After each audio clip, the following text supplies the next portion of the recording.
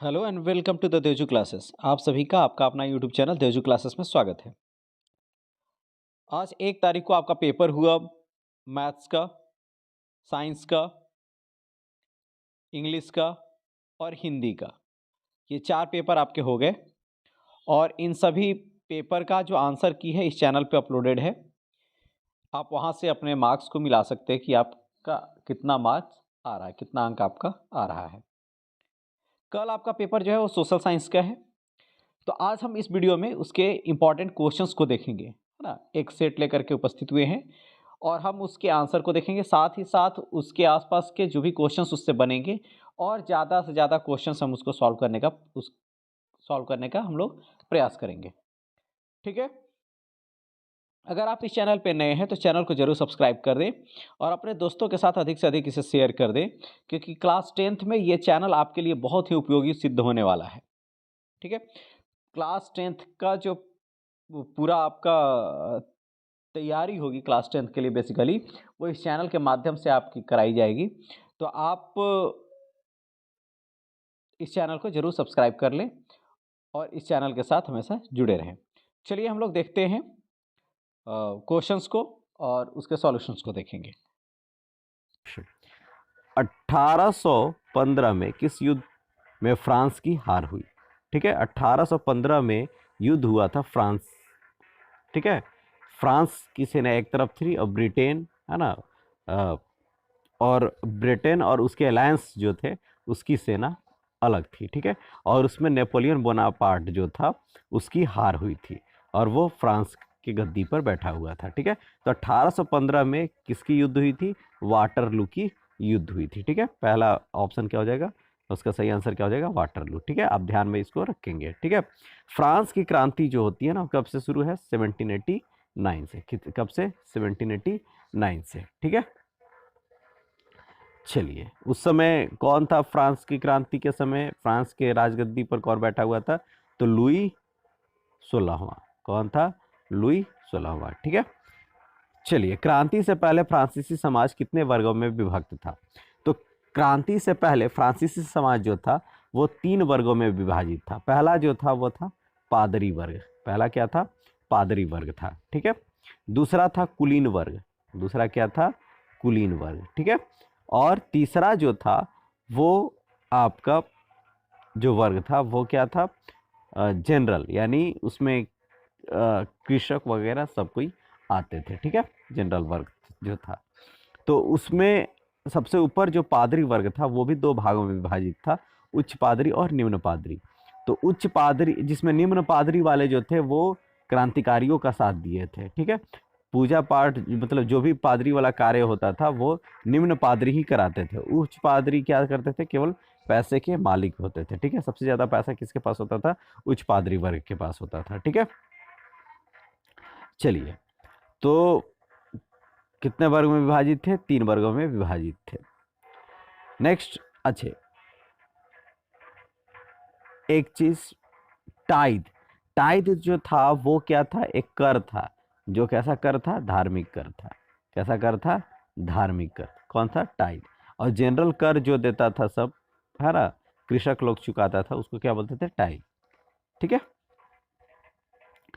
Church में विशेष कार्य को करने वाले व्यक्तियों के समूह को क्या कहा जाता था? तो पादरी वर्ग कहा जाता था। ठीक है, फ्रांस का संविधान किस वर्ष बना? तो फ्रांस का संविधान कब बनता है? 1791 ईस्वी में। कब बना? 1791 में। चलिए, क्वेश्चन नंबर 5 देखिए, फ्रांस के 1793 से 1794 ईस्वी के मध्य के काल को किस नाम से जाना जाता है? क्या क्या ऑप्शन है? आतंक का राज, निरंकुश राज, गणतांत्रिक राज और तानाशाही राज। तानाशाही तो रहा नहीं था, है ना, तो क्या कौन सा काल था ये? आतंक का राज था, है ना। सारे डिसाइड किए थे गणतांत्रिक राज्य के लिए, लेकिन ऐसा नहीं हो पाया था 1793-94 के समय। ठीक है, जैकोबिन क्लब का जो मालिक था वो बैठ गया था गद्दी पे, और उस शासन को भी किस नाम से जाना गया? आतंक का राज, क्योंकि मोनोपोली उसमें डाला गया था। ठीक है, तो पांचवा का सही आंसर आतंक का राज। 1917 से पूर्व रूस पर किसका शासन था? तो 1917 से पूर्व किसका था? जार निकोलस द्वितीय। बोल्शेविक की क्रांति होती है 1917 में, है ना, तो उस समय कौन था? जार निकोलस द्वितीय। ठीक है। चलिए क्वेश्चन नंबर 7 देखिए, रूसी सांसद का नाम क्या था? तो रूसी सांसद का नाम क्या है? ड्यूमा। इसका सही आंसर क्या हो जाएगा? ऑप्शन नंबर चौथा यानी ड्यूमा। बोल्शेविक पार्टी का नेता कौन था? बोल्शेविक पार्टी का नेता लेनिन। ये किस क्रांति से जुड़ा हुआ है? ये है आपका रूस की क्रांति से जुड़ा हुआ, ठीक है। चलिए क्वेश्चन नंबर 9 देखिए, क्वेश्चन नंबर 9 क्या कह रहा है कि रूसी क्रांतिकारियों के मुख्य उद्देश्य क्या थे? रूसी क्रांतिकारियों के मुख्य उद्देश्य क्या थे? प्रथम विश्व युद्ध से रूस को हटाना, जमीन किसानों को देना, कारखानों पर मजदूरों का नियंत्रण, गैर रूसी जातियों को समानता का दर्जा देना, ठीक है। तो ये चारों इसका इंपॉर्टेंट, हाँ, चारों इसका मुख्य उद्देश्य था। किसका? रूसी क्रांति का। प्रथम विश्व युद्ध में रूस को हटाना था, रूस को हटाना था। जमीनी किसानों को देना था, जमीन किसानों सबको इक्वलिटी की बात चल रही थी। इसका जड़ कहाँ था? फ्रांस की क्रांति 1789 जो है उसी के आधार पर, है ना, यहाँ पे भी क्रांति हुई थी, जड़ वही था। कारखानों पर मजदूरों का नियंत्रण, गैर रूसी जातियों के समानता का दर्जा देना, ये चारों था। खूनी रविवार 1905 में हुआ। कब? 20 जनवरी 1905 को, ठीक है। जिसमें जार की जो सेना थी वो क्या की थी? जितने भी प्रोटेस्ट कर रहे थे, है ना, जो धरना प्रदर्शन कर रहे थे, उन सब पर गोलियां चलवा दी थी, ठीक है, जो महल की तरफ बढ़ रहे थे। तो उसमें ऐसे बोला जाता है कि 99 लोग डेथ किए थे, लेकिन, है ना, ये उनका आंकड़ा है, मतलब गवर्नमेंट का आंकड़ा है, लेकिन यह भी कहा जाता है कि इससे कहीं अधिक उसमें डिमाइज हुआ था, मौत हुई थी, ठीक है, कैजुअलिटी हुई थी। चलिए तो नेक्स्ट क्वेश्चन, क्वेश्चन नंबर 11 देखिए, भारत का क्षेत्रफल विश्व के कुल क्षेत्रफल का कितना प्रतिशत है? तो 2.4% याद रखेंगे। नेक्स्ट क्वेश्चन, भारत की मानक यामोत्तर रेखा, है ना, मीन टाइम जो है वो, इंडियन मीन टाइम जो है वो कहाँ से क्रॉस किया है? तो 82.5 डिग्री अंश पूर्वी देशांतर। कहाँ से? 82 डिग्री एंड हाफ, ठीक है, पूर्वी देशांतर। कर्क रेखा किस राज्य से नहीं गुजरती? तो याद रखिएगा, कर्क रेखा किससे गुजरती है? याद रखिए, गमछा, झारब, मित्र, ये आप याद रखिए। ग से गुजरात, म से मध्य प्रदेश, छ से छत्तीसगढ़, झ से झारखंड, राजस्थान, बंगाल, मिजोरम, त्रिपुरा। यहाँ से, है ना, यहाँ से इन्हीं राज्यों से होकर के कर्क रेखा गुजरी हुई है। कितना? 3 3 6 2 8 राज्यों से होकर के ही कर्क रेखा जो है वो गुजरी हुई है। तो गुजरात है। म से मध्य प्रदेश, तो ये भी है। छ से छत्तीसगढ़, तो छत्तीसगढ़ नहीं है ऑप्शन में। झ से झारखंड है। राजस्थान, बंगाल, मिजोरम और त्रिपुरा। तो उड़ीसा नहीं ना है, तो इसका सही आंसर क्या हो जाएगा? इसका सही आंसर हो जाएगा उड़ीसा। यहाँ से ये गुजरा हुआ नहीं है, ठीक है। क्वेश्चन नंबर 14 देखिए, विश्व की सबसे ऊंची जो शिखर माउंट एवरेस्ट है किस देश में स्थित है? तो किस देश में है? नेपाल में। माउंट एवरेस्ट कहाँ है? नेपाल में स्थित है, ठीक है। चलिए, एक स्थलीय भाग जो 3 ओर समुद्र से घिरा हो, वो ऐसा स्थलीय भाग जो 3 ओर से क्या है? समुद्र है, ठीक है, उसको हम लोग बोलते हैं प्रायद्वीप। क्या बोलते हैं? प्रायद्वीप, ठीक है, पेनिनसुलर। क्वेश्चन नंबर 16 देखिए, बाढ़ वाले मैदानों में नए तथा युवा निक्षेपों को किस नाम से जाना जाता है? जो न्यूली डिपोजिट सॉइल होते हैं, है ना, उनको किस नाम से जाना जाता है? ठीक है, तो उनको जाना जाता है खादर। क्या होते हैं? खादर। और भांगर जो होते हैं वो क्या होते हैं? पुराने निक्षेप, ठीक है। चलिए, क्वेश्चन नंबर 17 देखिए, गोवा के दक्षिण में स्थित पश्चिमी तटीय पट्टी को किस नाम से जाना जाता है? चलिए, तो क्या है? कोरोमंडल, कन्नड़, कोंकण, उत्तरी सरकार। तो देखिए, अगर इसको हम इंडिया मैप, है ना, गुजरात इसको मानते हैं, तो यहाँ से मैंगलोर, यहाँ से गोवा तक जो है इसको बोलते हैं कोरोमंडल। कोंकण, क्या बोलेंगे इसको? कोंकण। क्या बोलते हैं? कोंकण। गोवा तक कोंकण। गोवा से कर्नाटका, ठीक है, मैंगलोर का जो पार्ट है उसको हम लोग बोलते हैं कन्नड़। क्या बोलते हैं? कन्नड़। और उसके नीचे जो सबसे लास्ट पार्ट है नीचे तक, उसको बोलते हैं कोरोमंडल। क्या बोलते हैं, मालाबार। क्या बोलते हैं, मालाबार, सॉरी क्या बोलते हैं, मालाबार।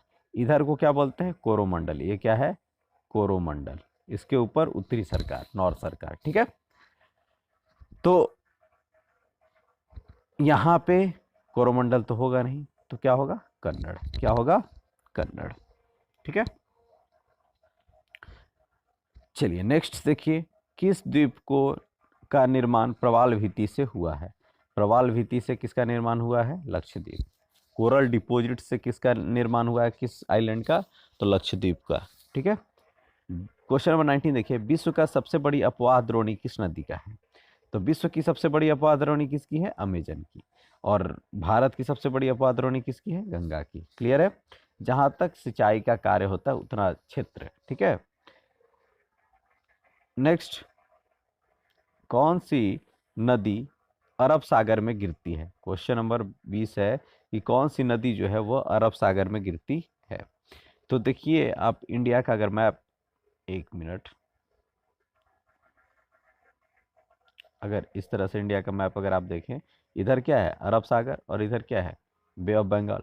तो जो भी नदी, जैसे गंगा है ना, सोन तो मान लो गंगा में आकर के मिल गई, ब्रह्मपुत्रा, ठीक है, गोदावरी, ठीक है, ये सारी नदियां जो है, कृष्णा, ये सब कहाँ जा रही हैं, बे ऑफ बंगाल में, ठीक है। लेकिन नर्मदा, तापी, ये दोनों, ये नदियां जो होती है वो कहाँ जाती हैं, अरब सागर में। किसमें, अरब सागर में, ठीक है। तो इसका सही आंसर क्या हो जाएगा, ऑप्शन नंबर ग, यानी नर्मदा, ठीक है। दक्षिण गंगा के नाम से किसको जाना जाता है, गोदावरी को। पालमपुर गांव में कितना प्रतिशत जनसंख्या अपनी आजीविका के लिए कृषि पर आश्रित है, ठीक है। इस क्वेश्चन का आंसर आप करेंगे इसको, ठीक है, आपको पता है, आप इसका आंसर कमेंट सेक्शन में करेंगे। खरीफ फसल की अवधि क्या है। खरीफ फसल की अवधि क्या होती है, जून से लेकर के अक्टूबर तक, ठीक है। और रबी फसल की अक्टूबर नवंबर से लेकर के फरवरी मार्च तक, ठीक है। हरित क्रांति का संबंध है, हरित क्रांति किससे संबंधित है, खाद्यान्न के उत्पादन से। किससे, खाद्यान्न के उत्पादन से।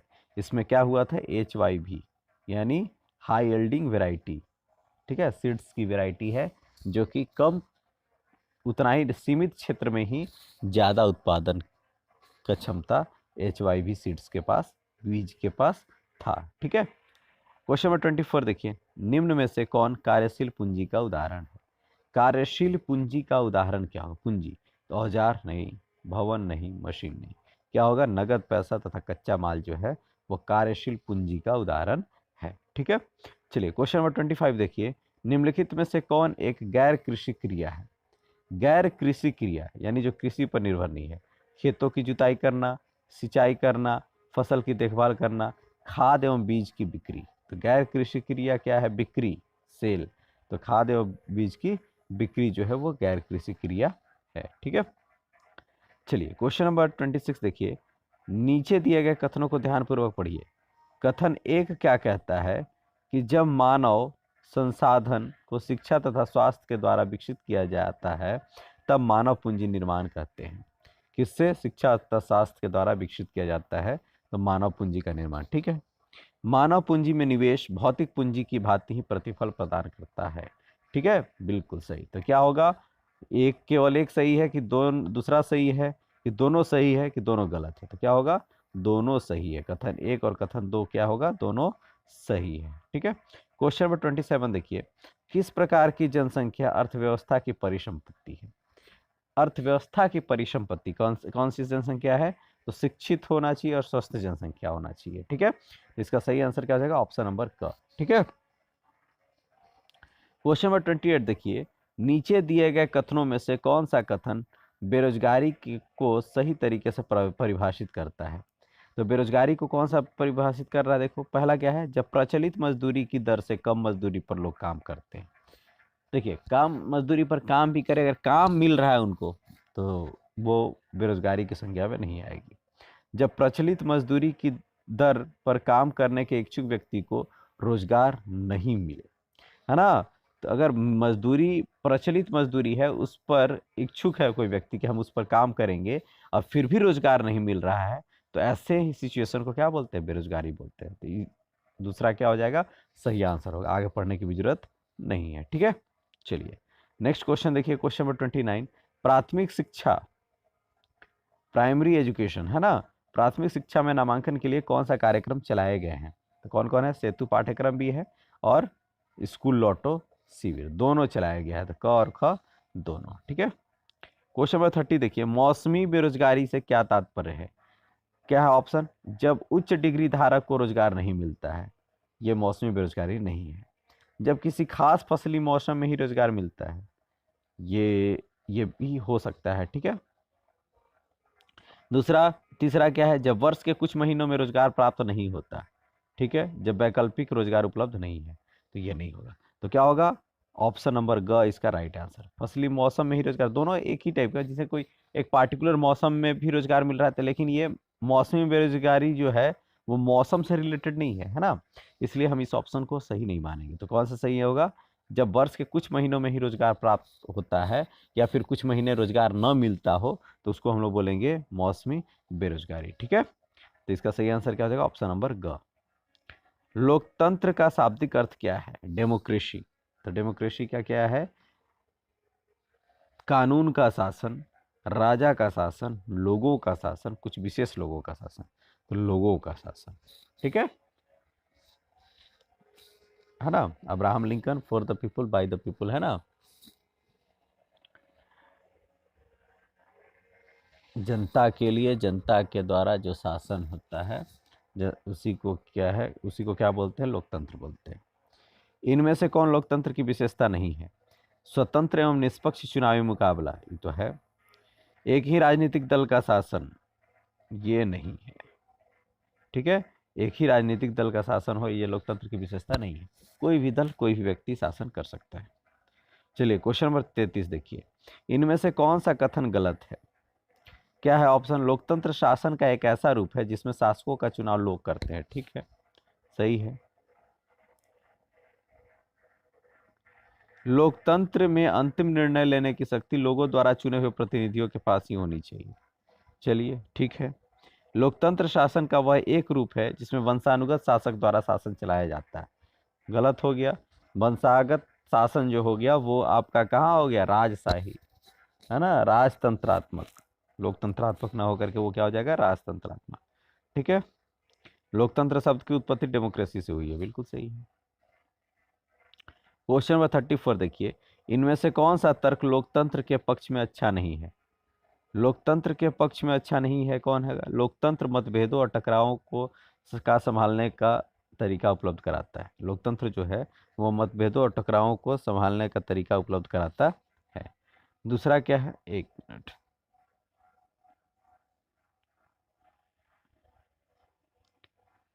ठीक है, दूसरा क्या है? लोकतांत्रिक शासन पद्धति द्वारा दूसरों से बेहतर है, क्योंकि शासन पद्धति दूसरों से बेहतर है क्योंकि यह शासन का अधिक जवाबदेही वाला स्वरूप है।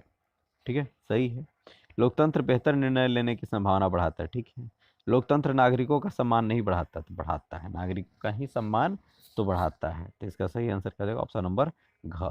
ठीक है, चलिए, पाकिस्तान में जनरल परवेज मुशर्रफ ने कब सैनिक तख्तापलट की अगुवाई की? कब की? 1999। ठीक है, कब की? 1999 ईस्वी को। चलिए क्वेश्चन नंबर 36 देखिए, दक्षिण अफ्रीका कब स्वतंत्र हुआ? तो दक्षिण अफ्रीका स्वतंत्र हुआ कब? 1994 को। और 10 मई 1994 को, है ना, शपथ ग्रहण किए कौन? दक्षिण अफ्रीका के राष्ट्रपति के रूप में, है ना, रोहिन्यिल्ला उनका नाम था, है ना। तो उनका पूरा उपनाम जो था, जिस नाम से वो जाने गए, है ना, आप कमेंट सेक्शन में उनका नाम बताएंगे। ठीक है, चलिए, तो 36 का सही आंसर क्या हो जाएगा? 1994। और 10 मई 1994 को उन्होंने शपथ ग्रहण करा था। ठीक है, चलिए, अफ्रीकी गांधी। रंगभेद की नीति इनमें से किस देश में प्रचलित थी? तो किस में था? दक्षिण अफ्रीका में ही था। तो 37 का सही आंसर ऑप्शन नंबर ख। क्वेश्चन नंबर 38 देखिए, भारतीय संविधान सभा में सदस्यों की संख्या कितनी थी? 324, 250, 385, 299, तो क्या होगा 299। 38 का सही आंसर ऑप्शन नंबर ग। क्वेश्चन नंबर 39 देखिए, लोकतांत्रिक संविधान में इनमें से कौन सा प्रावधान नहीं रहता? तो लोकतांत्रिक संविधान में शासन प्रमुख के अधिकार, शासन प्रमुख का नाम, ये प्रावधान नहीं रहता। ठीक है, देश का नाम रहेगा, विधायिका के अधिकार रहेंगे। चलिए क्वेश्चन नंबर 40 देखिए, भारतीय संविधान सभा ने किस दिन अपना काम पूरा कर लिया? तो आज तारीख 26 नवंबर 1949 को, है ना, संविधान के प्रस्तावना में। तो इसका सही आंसर क्या हो जाएगा? ऑप्शन नंबर ग, 26 नवंबर 1949। ठीक है, तो चलिए ये सारे प्रश्न वेरी वेरी इंपॉर्टेंट क्वेश्चंस हैं और उसके सॉल्यूशंस को भी हम लोगों ने देखा, साथ ही साथ उसके आसपास से जो भी क्वेश्चंस बन रहे हैं उसको भी हम लोगों ने देखा। कल के लिए आपको ऑल द बेस्ट। फिर कल हम लोग मिलेंगे उसके आंसर की के साथ, सोशल साइंस के आंसर की के साथ। और फिर से मैं एक बार दोहरा दे रहा हूँ कि अगर आप इस चैनल पर नए हैं तो चैनल को ज़रूर सब्सक्राइब कर दें, और क्योंकि क्लास 10th में ये चैनल आपके लिए बहुत ही उपयोगी सिद्ध होने वाला है। Thank you for the watching.